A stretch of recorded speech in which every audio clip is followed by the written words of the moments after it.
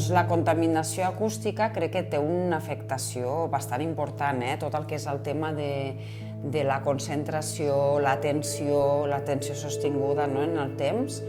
I el que em preocupa sobretot és que estem en un moment en què realment, si et pares a pensar, perquè ens hem acostumat, jo penso que ho hem normalitzat tant, viure i conviure amb soroll de fons, que quan et pares a pensar, ostres, és que són pocs els espais on estàs amb silenci de poder dir de focalitzar i ficar-te al treball. Les seqüeles que pot tenir, doncs, suposo que és a dir, en el dia a dia potser no ens n'adonem, inclús ens acostumem a treballar amb soroll, a fer feines amb soroll, anar a la cafeteria, si anem a la cafeteria veiem un munt d'alumnes que estan fent feines, que estan inclús estudiant, i ho hem normalitzat. Ara bé, si analitzéssim més profundament, potser els resultats d'aquests alumnes i féssim una comparativa de, ostres, si tinguéssim més controlat el soroll de fons, aquesta contaminació acústica, i poguéssim comparar el mateix esforç, mateix estudi, amb soroll o sense soroll, segurament veuríem que té una implicació de que els resultats són menys bons amb aquesta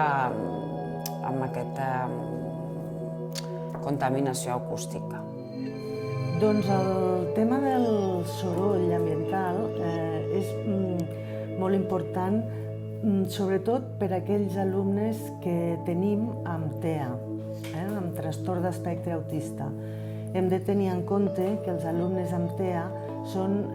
alumnes que estan sentint 3 vegades més el soroll que sentim la resta de persones normotípiques, que són persones que no tenim aquest trastorn. Aleshores, això per ells és estressant, no una mica, sinó molt estressant, perquè sentir 3 vegades el que nosaltres sentim ja de per si, com a molt soroll i molt constant, doncs és greu. I potser sí que a vegades hauríem de tenir-los més en compte en aquest aspecte. Doncs perquè una biblioteca és un lloc més tranquil, tot i que una biblioteca d'una escola de batxillerat, d'un institut, és una miqueta potser menys tranquil·la i menys silenciosa que una biblioteca comunal, una biblioteca de fora, però en principi és un lloc tranquil, on hi ha silenci, o almenys una aproximació al silenci. El silenci ens permet que el nostre cervell pugui mantenir l'atenció en una societat